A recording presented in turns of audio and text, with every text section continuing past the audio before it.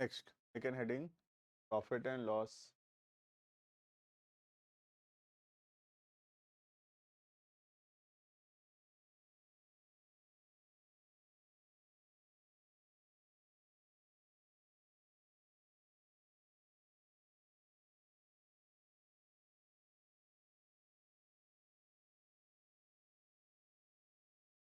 Now students, check your audio and video.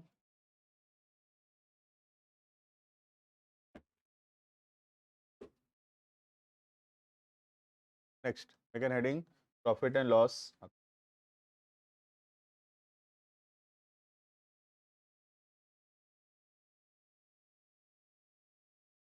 तो सबसे पहला काम है क्या बनाना? ट्रेडिंग अकाउंट बनाना। ट्रेडिंग अकाउंट बनाने का ऑब्जेक्टिव क्या है? टू कैलकुलेट ग्रॉस प्रॉफिट या फिर ग्रॉस लॉस, राइट?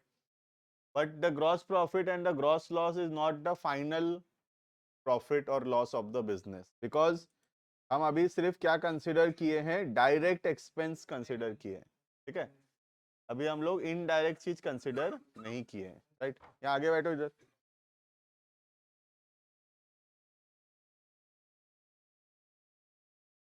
लव आगे, हरीश आगे, लोकेश पीछे। तो दो दो जन पीछे बैठो, दो तीन जन वहां बैठो। Heading profit and loss account, ठीक है? तो प्रॉफिट एंड लॉस अकाउंट बनाने का ऑब्जेक्टिव है बिजनेस का एक्चुअल प्रॉफिट या लॉस जानना, क्योंकि जो ट्रेडिंग अकाउंट में ग्रॉस प्रॉफिट निकला है वो एक्चुअल प्रॉफिट नहीं है, क्योंकि बातचीत बंद, हम क्योंकि सिर्फ कौन से एक्सपेंस कंसिडर किए हैं याद होगा तो हम सिर्फ डायरेक्ट एक्सपेंस लिखे हैं ट्रेडिंग अकाउंट में। अभी तो और भी एक्सपेंस है, इनडायरेक्ट एक्सपेंस भी है। तो अभी जो ग्रॉस प्रॉफिट निकला है that is not the final profit, right?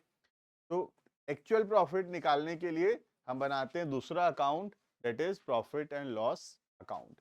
This will show the actual profit और loss from the business which is called as the net profit और द नेट लॉस, राइट? तो ग्रॉस प्रॉफिट या gross loss जो है वो actual profit नहीं है business का। बिजनेस में इतना प्रॉफिट हुआ है ये गलत इंफॉर्मेशन है, ये सिर्फ ग्रॉस प्रॉफिट है। Gross profit is not as the actual profit of the business, right? Gross profit निकालने के बाद फिर एक नया अकाउंट बनता है, नया अकाउंट का नाम है प्रॉफिट एंड लॉस अकाउंट। इसमें जो प्रॉफिट निकलेगा that is the actual profit of the business, right? Because at the time of calculating gross profit we have only considered direct expenses, we have not considered indirect, right? So after considering the indirect items also, the profit will be net profit or the net loss, which will be the actual profit of the business. Clear है? देखना, PL account short form में we can say PL account, profit and loss account, ठीक है? लिखना profit and loss account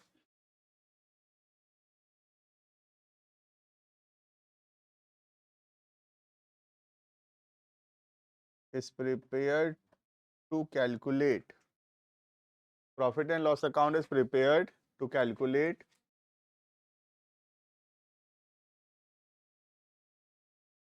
net profit or loss from the business, net profit or loss from the business.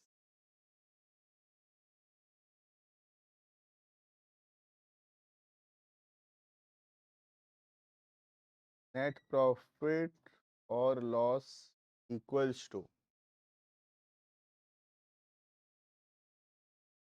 जो भी gross profit या loss हुआ होगा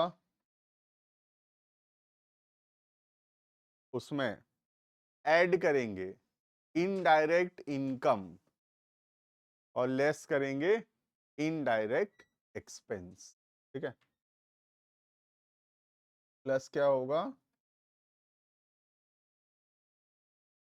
indirect income, less होगा indirect expense. अब जो प्रॉफिट आएगा that profit is called as net profit और नेट लॉस, ठीक है? अब ध्यान से देखना इसमें, what is indirect income and what is indirect expense, ठीक है।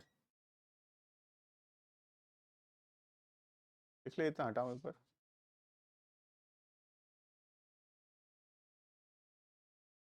देखो फटाफट से लिखो।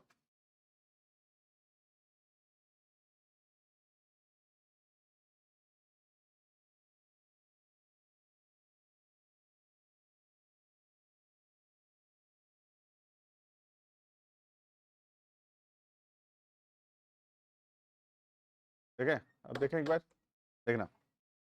देखो हम जब ट्रेडिंग अकाउंट बनाए थे, ट्रेडिंग अकाउंट को देखते हैं एक बार ये वाला, ठीक है। हम जब ट्रेडिंग अकाउंट बनाए थे, इनकम में सिर्फ एक ही इनकम लिखे हैं, देखो ध्यान से, सेल्स। और कोई भी इनकम नहीं लिखे, एक ही इनकम लिखे, कमाई एक ही लिखे, सेल्स। और एक्सपेंस जो लिखे हैं, सिर्फ कौन सा एक्सपेंस लिखे हैं, डायरेक्ट एक्सपेंस, ठीक है। लेकिन सिर्फ बिजनेस में डायरेक्ट एक्सपेंस थोड़ी होता है, इनडायरेक्ट एक्सपेंसेस भी हो सकता है। जैसे कि सैलरी हो गया, कैरेज आउटवर्ड हो गया, कैरेज फ्रेट आउटवर्ड हो गया, सैलरीज हो गया, इलेक्ट्रिसिटी एक्सपेंस हो गया, रेंट हो गया, ट्रैवलिंग एक्सपेंस हो गया, और भी बहुत सारा खर्चा हो सकता है। बैड डेट्स हो गया, डेप्रिसिएशन हो गया। और डेप्रिसिएशन तो पीएल में जाता भी था, तुमको जर्नल भी याद होगा, डेप्रिसिएशन के चैप्टर में पढ़ाया था, PL2 डेप्रिसिएशन, तो पीएल में जाता भी था वो, ठीक है। तो डायरेक्ट एक्सपेंस को छोड़ के और भी एक्सपेंस हो सकता है, इनडायरेक्ट एक्सपेंसेस भी हो सकता है, राइट। प्लस जो इनकम है, क्या बिजनेस में खाली सेल्स करके ही इनकम होगा और कहीं से इनकम नहीं हो सकता? और भी बहुत जगह से इनकम हो सकता है। जैसे मुझे रेंट मिल रहा है, मेरे पास एक बिल्डिंग है, भाड़ा में लगा दिया और रेंट आ रहा है, रेंट रिसीव्ड इनकम है। मैं बैंक में पैसा रख दिया हूँ, FD कर दिया हूँ, इंटरेस्ट मिल रहा है, इंटरेस्ट रिसीव्ड इनकम है। मैं किसी कंपनी का शेयर्स खरीद लिया हूँ, मुझे उसमें से डिविडेंड मिल रहा है, डिविडेंड रिसीव्ड इनकम है। मैं कोई फिक्स एसेट बेचा, उसमें मुझे प्रॉफिट हो रहा है, profit on sale of fix asset, वो भी इनकम है। तो सेल्स को छोड़कर और भी बहुत सारा इनकम हो सकता है, राइट। तो रेवेन्यू, रेवेन्यू जो है वो तो कितना हम सेल करके पैसा आया, that is revenue, also called as sales, ठीक है। और इनकम मतलब दो टाइप का इनकम, एक डायरेक्ट इनकम, एक इनडायरेक्ट इनकम। यहाँ सेल्स को बोलते हैं direct income, also called as revenue, ठीक है। और एक दूसरा होता है इनडायरेक्ट इनकम। जैसे एग्जांपल के तौर पे, ये ट्यूशन है, तो मुझे जो फी मिल रहा है, that is revenue, also called as direct income, also called as sales. कहाँ लिखूंगा मैं? ट्रेडिंग अकाउंट में लिखूंगा, जो फीस आ रहा है, ठीक है। तो जो मेरे पास एक बिल्डिंग है, मैं भाड़ा में लगा दिया हूँ, उससे मुझे रेंट आ रहा है, तो वो क्या है? वो इनडायरेक्ट इनकम है। वो मेरा बिजनेस का पार्ट नहीं है, मेरा बिजनेस एक्टिविटी नहीं है, मेरा मेन काम है पढ़ाना, पढ़ा के जो पैसा आ रहा है डायरेक्ट इनकम। लेकिन पढ़ाने के अलावा कहीं और से पैसा आ रहा है, that is indirect income, right. जैसे कि gain on sale of fixed assets, interest received, rent received, dividend received, ठीक है। ये सब क्या है? ये सब है इनडायरेक्ट। क्लियर है? ट्रेडिंग अकाउंट सिर्फ डायरेक्ट इनकम और डायरेक्ट एक्सपेंस को कंसिडर करता है। ट्रेडिंग अकाउंट इनकम में सिर्फ डायरेक्ट इनकम को लिया है, सेल्स, और एक्सपेंस में सिर्फ कौन सा लिया है? डायरेक्ट लिया। अभी इनडायरेक्ट आइटम्स बाकी है। पीएल अकाउंट क्या करता है? इनडायरेक्ट एक्सपेंस को भी लेगा और इनडायरेक्ट इनकम को भी। क्लियर है? तो जो भी ग्रॉस प्रॉफिट हुआ होगा, जो भी ग्रॉस प्रॉफिट हुआ होगा ट्रेडिंग अकाउंट के हिसाब से, उसमें कौन सा इनकम प्लस होगा? Indirect income. जैसे rent receive, interest receive, dividend receive, gain on sale of fixed asset, bad debt recovered, ये सब क्या है? इनडायरेक्ट इनकम, ये प्लस होगा। और जो भी इनडायरेक्ट एक्सपेंसेस है, सारा माइनस होगा। जैसे rent, salary, carriage outward, freight outward, ठीक है, वो सारा क्या है? इनडायरेक्ट एक्सपेंस, माइनस होगा। अब जो प्रॉफिट आएगा, that is called as net profit. और net profit is the actual profit of the business, right. Gross profit is not the actual profit. Gross profit shows only profit from direct activity, but net profit shows profit from all the activities combined. Clear है? तो जब मैं बोलता हूं कि business में कितना profit हुआ, we are only talking about the net profit, right. जैसे न्यूज में आता है, रिलायंस इस साल में 5,000 करोड़ कमाया, तो 5,000 करोड़ कौन सा अमाउंट है? That is the net profit of Reliance, right? That is not the gross profit, it is the net profit. Clear है ये? तो दो ही चीज आएगा, एक हो गया इनडायरेक्ट इनकम, दूसरा हो गया इनडायरेक्ट एक्सपेंस। ये दो चीज को अगर प्लस माइनस कर दिए हम ग्रॉस प्रॉफिट से, तो हमारा नेट प्रॉफिट पता चल जाएगा। क्लियर है? Heading format,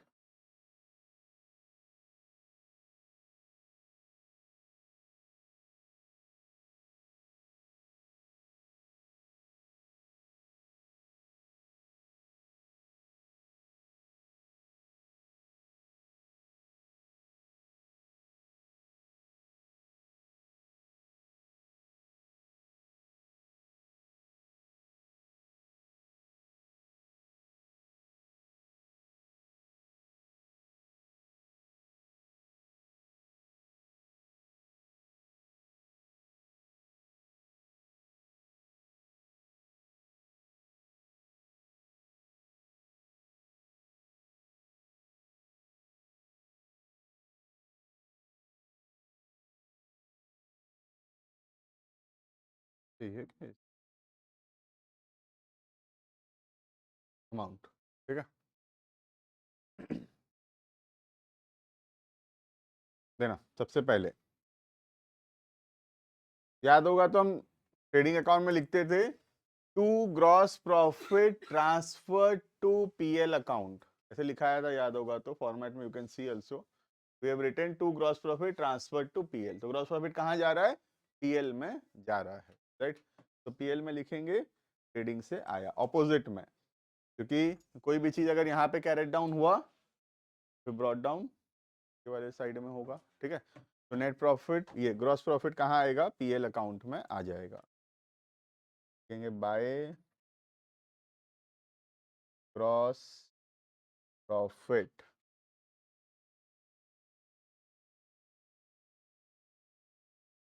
transferred from trading account, trading account से आया है। जो भी ट्रेडिंग अकाउंट में ग्रॉस प्रॉफिट आया होगा उसको यहाँ पर लिखेंगे हम, ठीक है? इधर क्या होगा? टू ग्रॉस लॉस, अगर लॉस हुआ होगा बाई चांस ट्रेडिंग में क्रेडिट साइड में, तो इधर आ जाएगा डेबिट साइड में।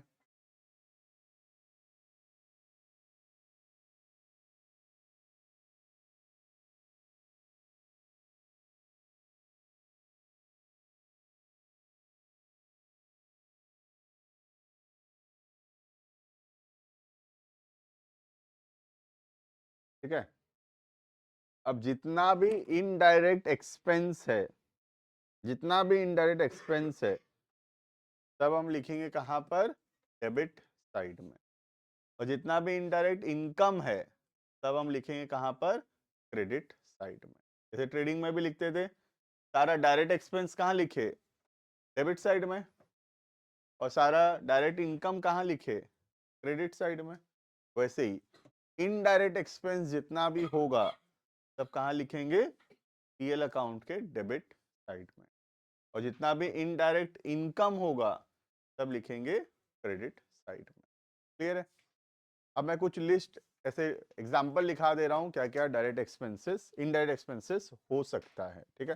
ये कोई लिस्ट नहीं है, हो तो कोई सा भी एक्सपेंस हो सकता है, हम ऐसे 5-10 एग्जांपल लिख रहे हैं, ठीक है?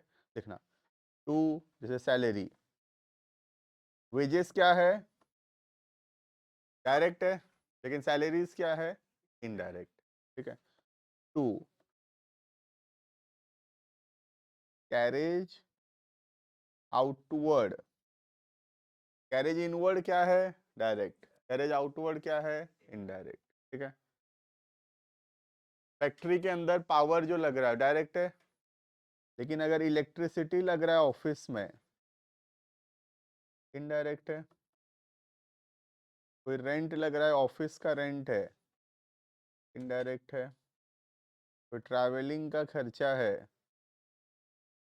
ट्रैवलिंग एक्सपेंस, डायरेक्ट है। डेप्रिसिएशन है,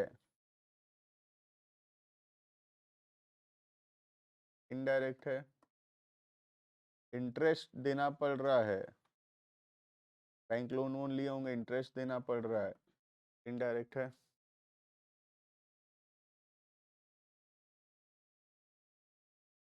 बोलने का मतलब है जो डायरेक्ट नहीं है सब डायरेक्ट ही तो है, राइट। नेक्स्ट, बैड डेट हो रहा है,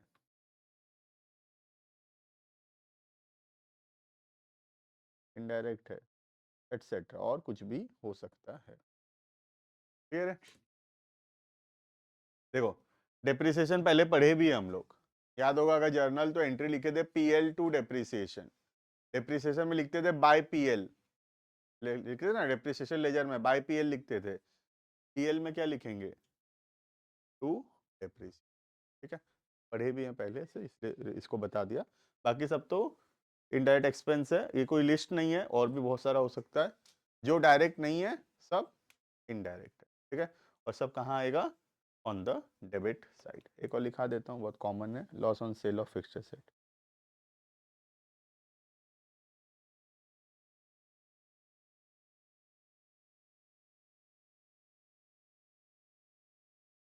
ठीक है, अब जितना भी इनडायरेक्ट इनकम है, जितना भी इनडायरेक्ट इनकम है सब कहाँ पे आएगा, ऑन द क्रेडिट साइड। ठीक है, इनडायरेक्ट इनकम का मतलब है any income other than sales, खाली सेल्स को छोड़कर कहीं से भी इनकम आ रहा है वो सब इनडायरेक्ट इनकम है। चाहे रेंट मिले, इंटरेस्ट मिले, डिविडेंड मिले, बैड डेट रिकवर्ड हो जाए, या फिर gain on sale of fixed asset हो जाए, कोई भी इनकम आ रहा है सेल्स को छोड़ के खाली, वो सारा इनकम क्या है, इनडायरेक्ट इनकम है। ठीक है, डायरेक्ट इनकम सिर्फ एक ही है, सेल्स। सेल्स को छोड़ के कोई भी और कमाई हो रहा है हमारा, सब इनडायरेक्ट है। सब कहाँ आएगा, पीएल अकाउंट के क्रेडिट। क्लियर है? लिखना, बाय इंटरेस्ट रिसीव्ड, कंफ्यूज मत हो जाना, इंटरेस्ट पेड है, ये एक्सपेंस है, इंटरेस्ट रिसीव्ड इनकम है, रेवेन्यू है। ठीक है, next, by rent received,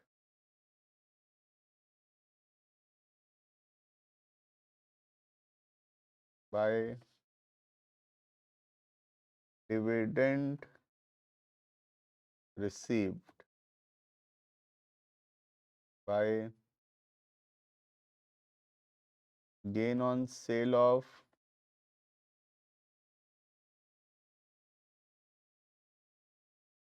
fixed asset,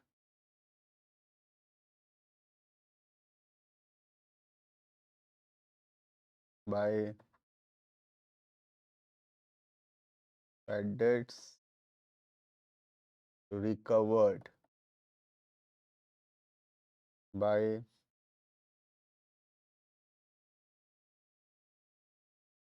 other receipts कर दो, by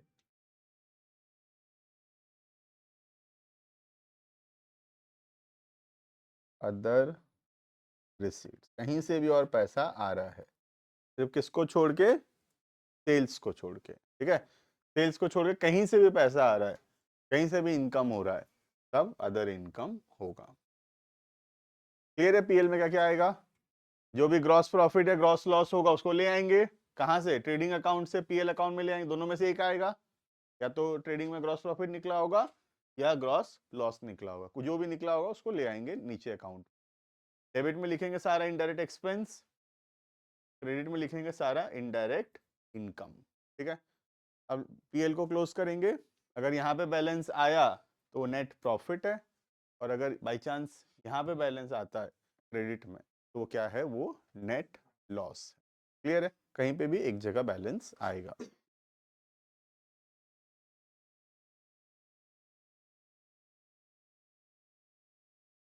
टू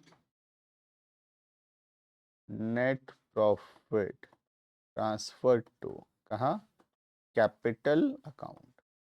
प्रॉफिट किसको मिलेगा, मालिक को मिलेगा, अकाउंटिंग इक्वेशन में पढ़ते थे, प्रॉफिट एडेड टू कैपिटल, तो जो भी नेट प्रॉफिट होगा कहाँ चला जाएगा, कैपिटल में प्लस हो जाएगा। जो भी नेट लॉस होगा वो भी कैपिटल में ही जाएगा। आगे चल के हम पढ़ेंगे कैपिटल से क्या होगा, ये माइनस होगा।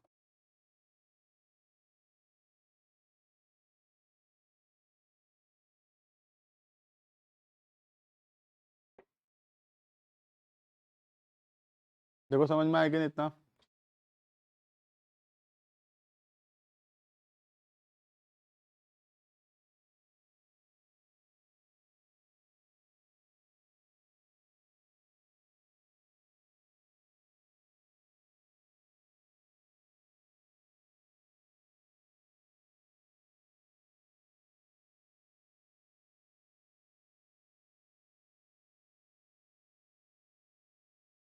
क्लियर इतना? तो this is all about profit and loss account, ठीक है। अभी मैं इसका जर्नल्स नहीं पढ़ाया हूँ, है ना, जर्नल एंट्रीज नहीं पढ़ाया हूँ, अकाउंट बनाना सिखाया हूँ।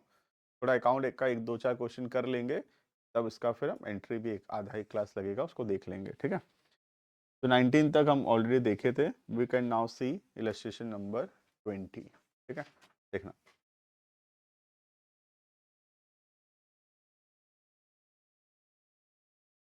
आंसर देखना नहीं है, जो क्वेश्चन है इसी पेज में, नेक्स्ट पेज में नहीं है क्वेश्चन, नेक्स्ट पेज में आंसर्स है, ठीक है, देखना।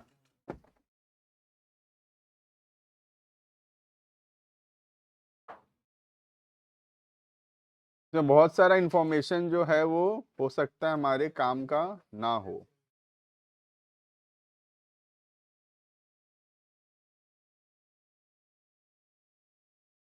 तो वैसे हो सकता है बहुत सारा इंफॉर्मेशन हमारे काम का ना भी हो। हमको अपने काम का इंफॉर्मेशन देखना है, क्या क्या बनाना है हमको, ट्रेडिंग अकाउंट और पीएल अकाउंट, ठीक है।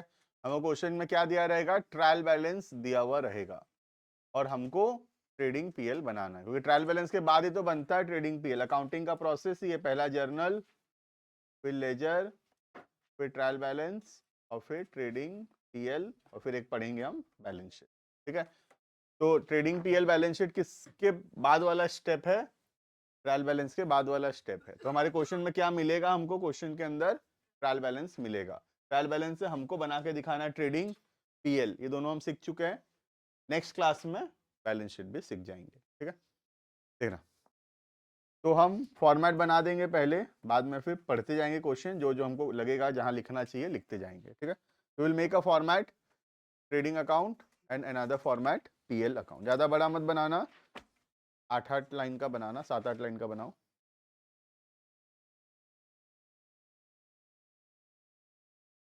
Make a format of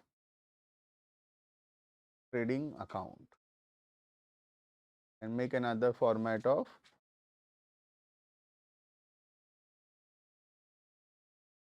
profit and loss account।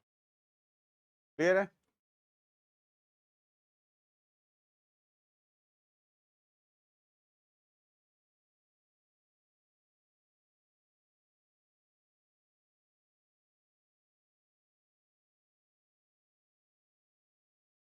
ठीक है, ट्रेडिंग अकाउंट बनाएंगे।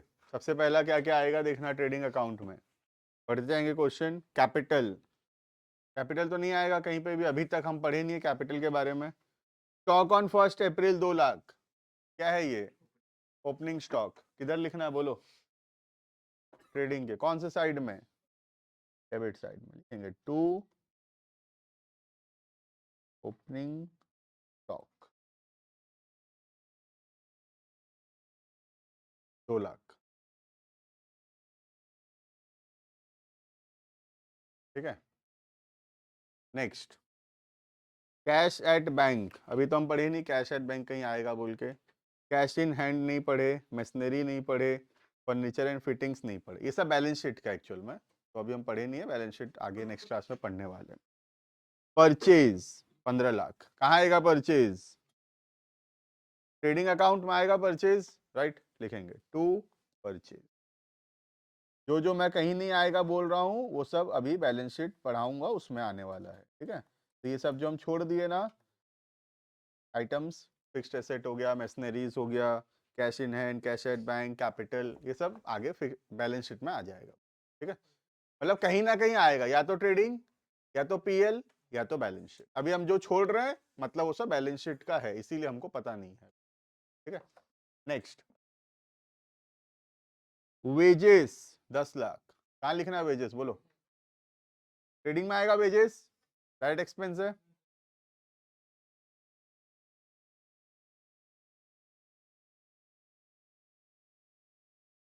दस लाख, ठीक है। Next, power and fuel 3 lakh, trading में डायरेक्ट एक्सपेंस है पावर एंड फ्यूल। फैक्ट्री के अंदर का इलेक्ट्रिसिटी खर्चा को बोलते हैं power and fuel, 3 lakh. Factory lighting, factory के अंदर का खर्चा है लाइटिंग का, डायरेक्ट है। फैक्ट्री लाइटिंग 20,000, ठीक है। नेक्स्ट, सैलरी, पीएल अभी छोड़ दो एक बार। डिस्काउंट अलाउड, ट्रेडिंग तो नहीं है तो पीएल होगा। डिस्काउंट रिसीव्ड इनकम है, indirect income PL, credit side में। हाँ, general expense advertising PL, general expense advertising PL. Sales, sales बोलो कहाँ? सेल्स ट्रेडिंग क्रेडिट साइड में। जो जो हो रहा है ट्रायल बैलेंस का, जो जो आइटम होते जा रहे हैं, यू कैन मार्क, राइट मार सकते हो उसमें, मतलब वो सब हो गया है, कहीं और नहीं आएगा, ठीक है। तो पता चलता रहेगा क्या क्या बच गया है, ठीक है। लिखो सेल्स, बात मत करो। सेल्स कितना? 50 लाख।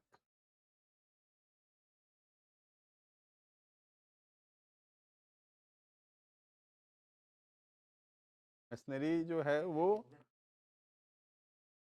फिक्स्ड एसेट है। मशीनरी खरीदना कोई खर्चा थोड़ी है, रेवेन्यू एक्सपेंडिचर नहीं है मशीनरी खरीदना। मशीनरी खरीदना कैपिटल एक्सपेंडिचर है, सालों साल बेनिफिट्स देगा, वो सब बैलेंस शीट में आने वाला है। एसेट है मशीनरी बेसिकली, एसेट, लाइबिलिटी और कैपिटल, ये बैलेंस शीट में आने वाला है, ठीक है। तो तुम जो जो छोड़ रहे हो तुम ध्यान दो, या तो वो एसेट है, या तो वो लाइबिलिटी है, या तो वो कैपिटल है, इसलिए छोड़ा जा रहा है, ठीक है, क्योंकि वो तीन चीज आगे आएगा बैलेंस शीट, ठीक है। नेक्स्ट, सेल्स हो गया। सन्ड्री डेटर्स एसेट है, छोड़ दो। सन्ड्री क्रेडिटर्स लाइबिलिटी है, छोड़ दो। डेटर एसेट है, क्रेडिटर लाइबिलिटी है, एसेट और लाइबिलिटी बैलेंस शीट में आने वाला है, ठीक है। क्लोजिंग स्टॉक 270 कहाँ आएगा बोलो? ट्रेडिंग में आएगा क्लोजिंग स्टॉक, क्रेडिट साइड में।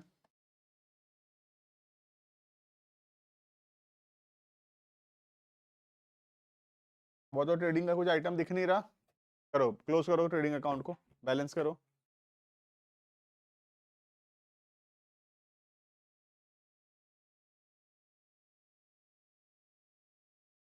बैलेंस,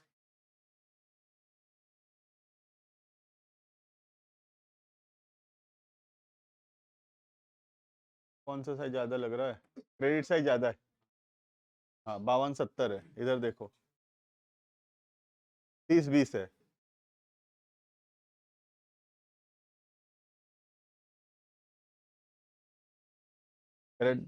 ग्रॉस प्रॉफिट बोल रहे हो? 2250 हो रहा है मेरे हिसाब से, चेक करो। Gross profit to gross profit transfer to PL 2250। देखो इतना समझ में आया कि नहीं सबको? इजी चैप्टर है ये वाला, चैप्टर इजी है बहुत, नेक्स्ट में डिफिकल्ट लग सकता है, ये बहुत इजी है। 22,50,000 gross profit transfer to PL, clear है ये? तो ये यहाँ कहाँ जाएगा? ये इधर आएगा, पीएल के क्रेडिट में आएगा।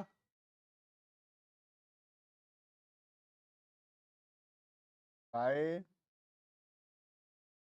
Gross profit transferred from trading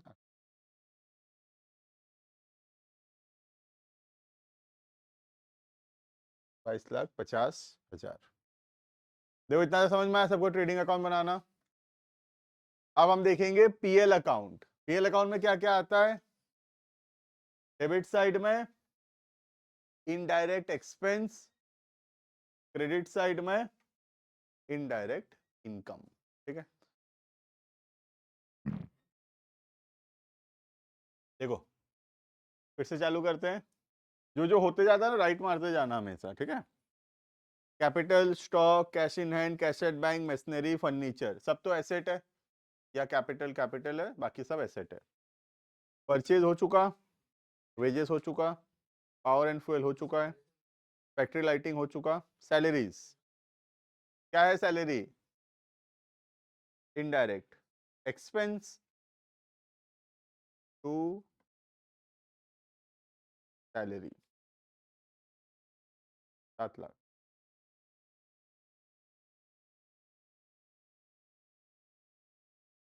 next, discount allowed, expense है,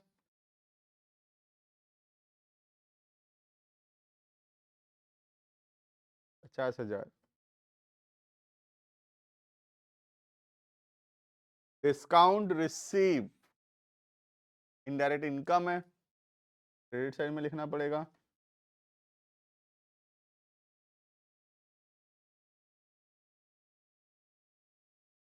₹30,000। एडवर्टाइजिंग एक्सपेंस है,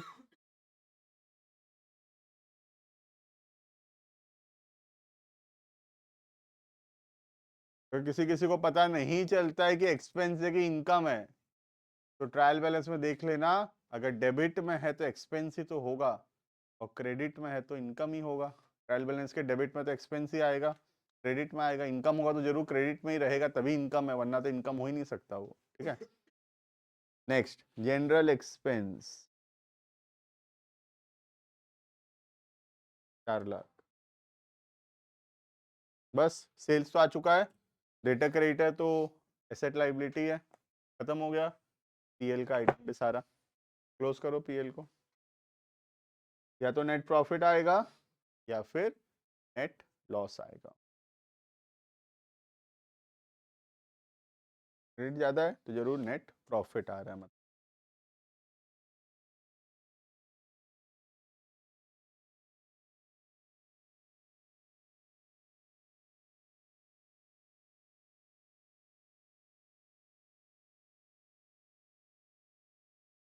6,30,000 करेक्ट है। 2-3 दिन कर लियो कैलकुलेट, 5 5 और 11, तो ये 50,000 है ना। ठीक है, कितना आ रहा है? 6,00,000, 6,30,000। मतलब बिजनेस में एक्चुअल प्रॉफिट कितना हुआ है? 6,30,000 का। क्लियर है? देखो समझ में आएगा नहीं इतना।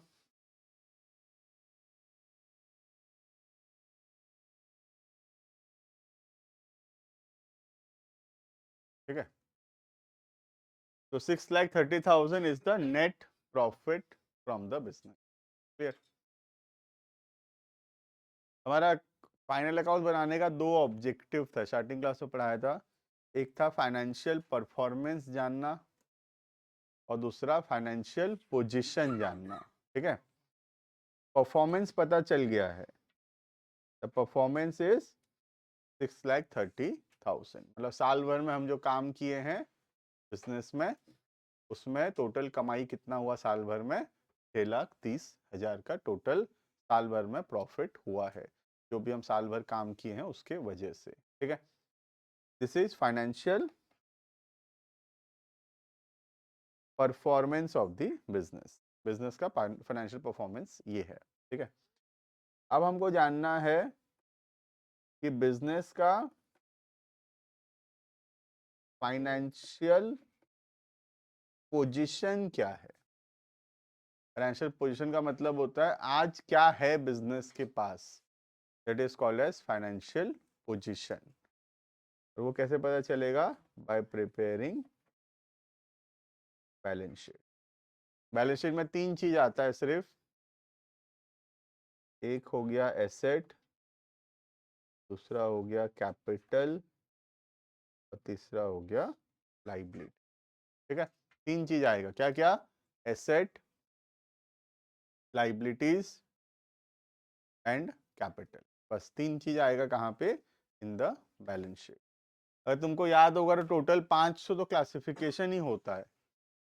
Asset, liability, capital, expense and income या रेवेन्यू। 5 ही तो क्लासिफिकेशन होता है।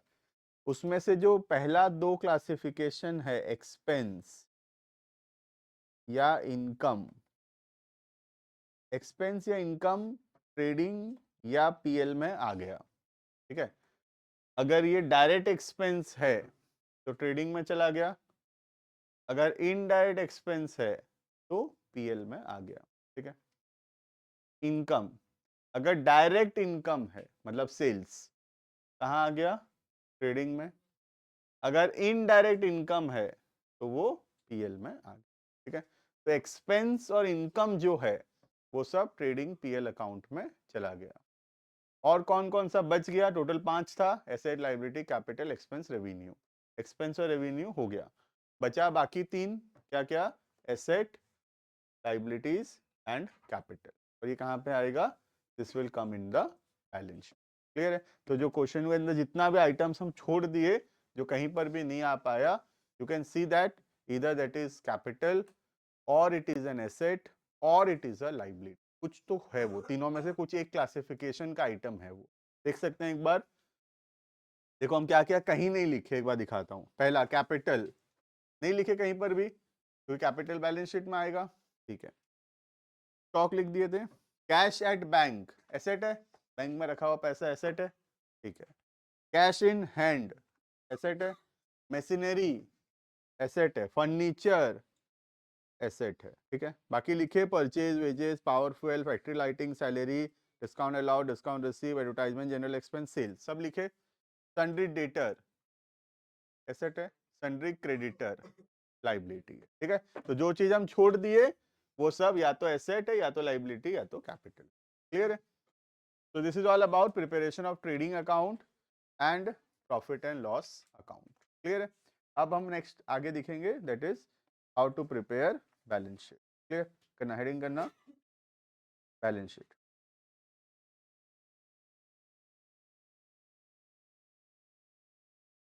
क्या बुक में, आंसर में मैं बोला ना स्टार्टिंग में, हम जर्नल एंट्री अभी नहीं पढ़े हैं, जस्ट बोला था क्वेश्चन शुरू करने से पहले ही। तो वो जर्नल एंट्री है, वो नहीं पढ़ाया हूँ। उसके नीचे जो अकाउंट दिया है, ट्रेडिंग अकाउंट और पीएल अकाउंट, वो हम पढ़े हैं, ठीक है। नहीं नहीं, एग्जाम में बनाना हम पढ़ेंगे, अभी तक नहीं पढ़े, ठीक है। बुक क्वेश्चन में अगर बोलेगा प्रिपेयर जर्नल एंट्री, पास जर्नल एंट्री, तो जर्नल एंट्री करना पड़ेगा हमको, ठीक है। Heading balance sheet. Operating profit पढ़ेंगे जो उसके बाद है, देखो ना वो नहीं पहुंचे अभी वहां। ऑपरेटिंग प्रॉफिट का एक ही क्वेश्चन है, 1-2 क्वेश्चन है, ज्यादा नहीं है। करना हेडिंग बैलेंस शीट। और कब पढ़ेंगे हेडिंग बैलेंस शीट, अभी बैलेंस शीट पढ़ेंगे, फिर वो क्वेश्चन जो अभी 20 है उसका बैलेंस शीट बनाएंगे अभी, ठीक है। हेडिंग बैलेंस शीट लिखना।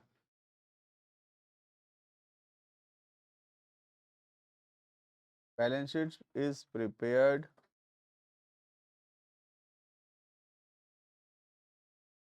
At the end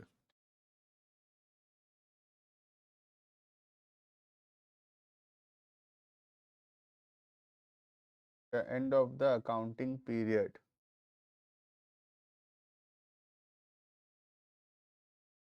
Balance sheet prepared at the end of the accounting period to show the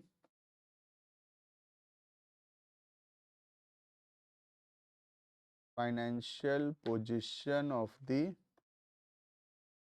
business. To show the financial position of the business.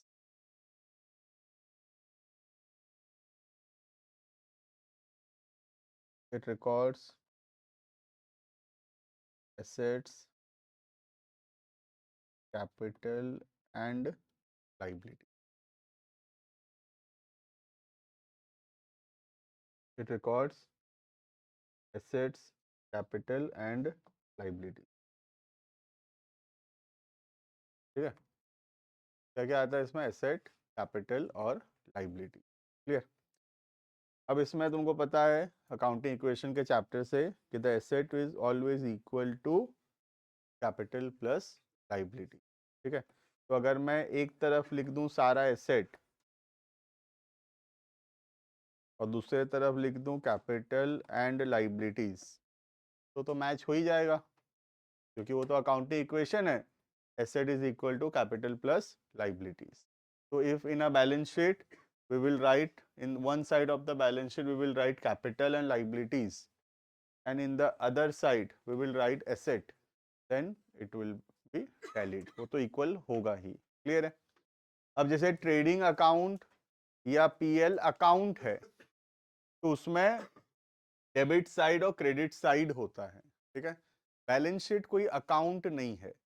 Balance sheet is a statement, hence it does not have a debit or a credit side, right? तो we cannot say that balance sheet का debit side में लिखेंगे capital liability और balance sheet के credit side में लिखेंगे asset. ये statement wrong है. ठीक है? क्योंकि बैलेंस शीट में डेबिट और क्रेडिट साइड नहीं होता है. बैलेंस शीट के इस वाले साइड को बोलते हैं लाइबिलिटी साइड और इस वाले साइड को बोलते हैं एसेट साइड. ठीक है? Don't call it as debit and credit, call it as side. It is the liability side, it is the asset side. Capital नहीं बोल सकते, लाइबिलिटीज ही बोलेंगे, क्योंकि लाइबिलिटीज दो टाइप का होता है. अगर स्टार्टिंग चैप्टर याद होगा तो internal liability and external liability. Internal liability is called as capital and external liability is called as normal liability. Hence the main heading is liability, the main heading is not capital. ठीक है? तो हम capital side नहीं बोल सकते, we will say liability side. Clear है ये?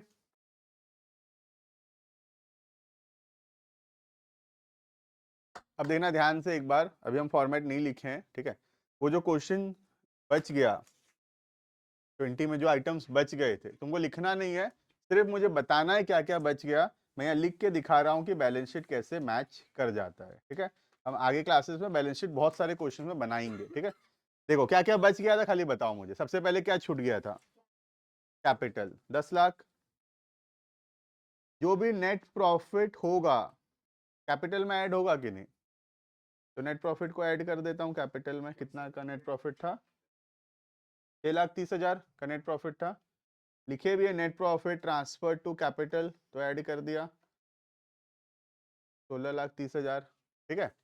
और क्या छूट गया था? देखो कैश एट बैंक एसेट है, इधर लिख देता हूँ कैश एट बैंक 1 लाख. ठीक है? और क्या छूट गया था? कैश इन हैंड, कहते हैं कैश हैंड 44,000. ठीक है? मशीनरी छूट गया था 6 लाख का, एसेट है मशीनरी 6 लाख. फर्नीचर छूट गया था 136 का, furniture 136. Purchase wages powerful factory salary discount allowed discount receive advertisement general expense sale सब हो गया था. बचा था डेटर्स. लिखेंगे डेटर्स 11 लाख. क्रेडिटर लाइबिलिटी है, इधर लिखो, इधर वाले साइड में आएगा.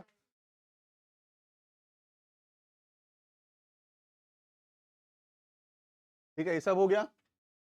अब बस क्लोजिंग स्टॉक जो है, देखो बाहर दिया था, ट्रायल बैलेंस के बाहर दिया 270. क्लोजिंग स्टॉक का स्पेशल ट्रीटमेंट है, अभी हम आगे पढ़ेंगे. क्लोजिंग स्टॉक 2 बार रिकॉर्ड होता है. बाकी सब कुछ एक बार रिकॉर्ड हुआ, या तो ट्रेडिंग में, या तो पीएल में, या तो बैलेंस शीट, कहीं पे भी एक बार रिकॉर्ड हो जाएगा. लेकिन क्लोजिंग स्टॉक अपने आप में स्पेशल है. देखो तो बाहर है, देखो अंदर है भी नहीं, कुछ स्पेशल है उसमें, इसीलिए वो बाहर भी है. तो उसमें वो 2 बार रिकॉर्ड होगा. एक बार पहले रिकॉर्ड हो चुका है ट्रेडिंग के क्रेडिट साइड में, और दूसरी बार रिकॉर्ड होगा बैलेंस शीट के एसेट साइड में. समझ में आ रहा है? ये स्पेशल आइटम है, आगे पढ़ाऊंगा ऐसा क्यों हुआ. ठीक है? एक बार मैच करके देखेंगे. 22,50,000 इधर तो आ रहा है, उधर देख लो, पता नहीं, चेक कर लेना इधर. 22,50,000. तो ये हो गया बैलेंस शीट टैली. ठीक है? तो ये बस थोड़ा पढ़ना बाकी है, बाकी ऑलमोस्ट हो गया. ठीक है? नोट डाउन करो फटाफट से. बैलेंस शीट लिखो, फटाफट से बैलेंस शीट बनाओ. Now you can note it down. सिर्फ एक चीज का स्पेशल ट्रीटमेंट किए, क्या चीज का? क्लोजिंग स्टॉक का. सब कुछ एक बार आएगा, या तो ट्रेडिंग में, या तो पीएल में, या तो बैलेंस शीट में. सिर्फ क्लोजिंग स्टॉक एक ऐसा आइटम है जो कि 2 बार आएगा। कहाँ कहाँ पे? एक तो ट्रेडिंग अकाउंट में आएगा ही क्रेडिट साइड में, दूसरा बैलेंस शीट के एसेट साइड में भी आएगा। ठीक है, लिखो बैलेंस शीट बना लो फटाफट से।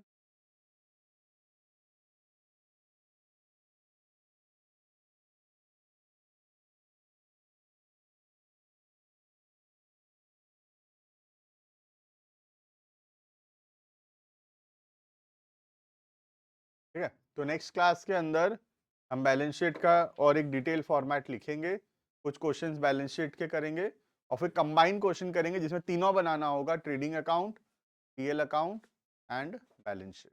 ठीक है, कंबाइन क्वेश्चन करेंगे फिर।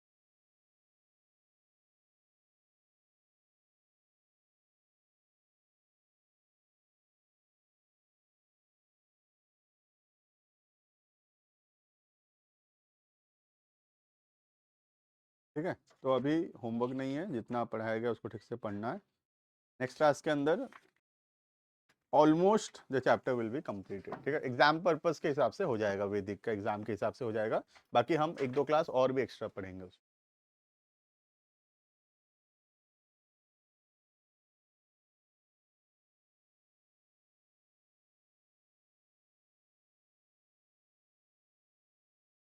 ऑनलाइन स्टूडेंट्स कैन लीव, अगर लिख लिए हो तो।